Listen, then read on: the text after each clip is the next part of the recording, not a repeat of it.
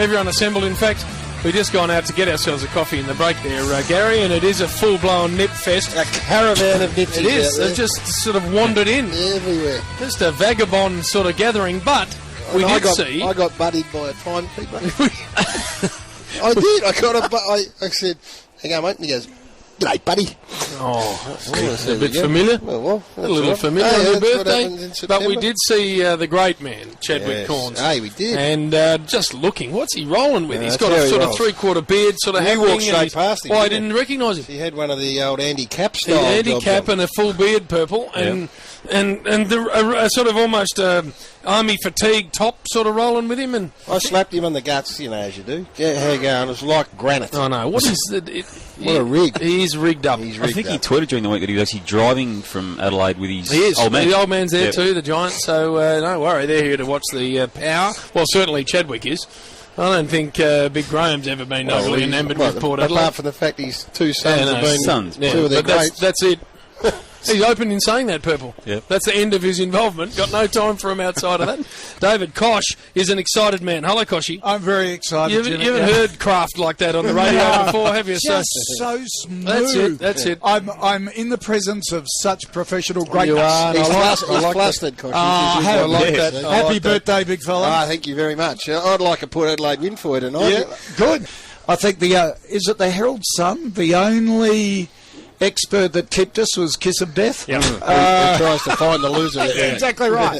So, yeah, we're quite happy with that. The boys are quietly confident. Saw them getting on the bus. And they're, I think, will be like an annoying little brother.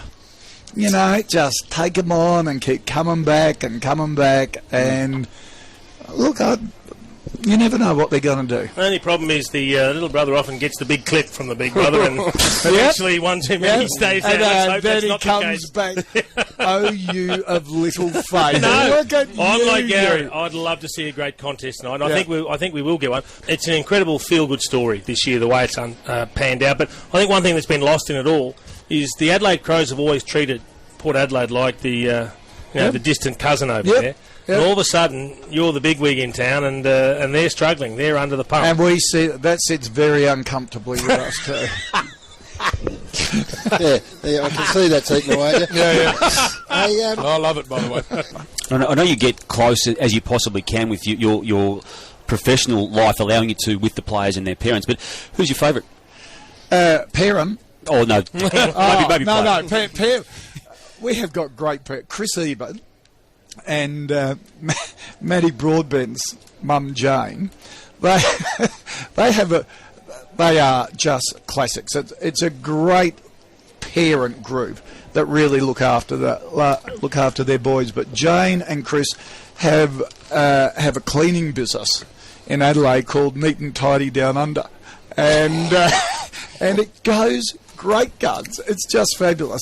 You love these kids almost like your own, and it seems to have spread throughout that whole footy club. This sense of, and I know the Wines family, and I understand what sort of people they are, and I loved reading the story today, and it all resonated with me. Because you have an attachment with Jane, don't you? I do. That goes back some way. She was a nurse, Chief, when I was having... Garry, I'm glad we clarified that. No. The broken leg. Garry proposed to her. Thank you, Kochy. Amid the tears. No, dickhead. I was in a hospital.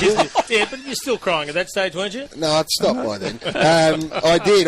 She was my nurse when I was in hospital, and I was under heavy sedation. I was in so much. I haven't heard this story. No, thanks, Kochy, for bringing it up. And at one stage, I asked for more morphine, and she delivered, which was great. And in a half sort of zonked out stupor, I said, I loved her, and would she marry me? Really? Yes. And she thought seriously about it. Extensive. I don't think there's any doubt. In fact, she saw you at your best too. Yeah, and don't worry, we might get Jane on, see if you can get her number. She was a lovely lady.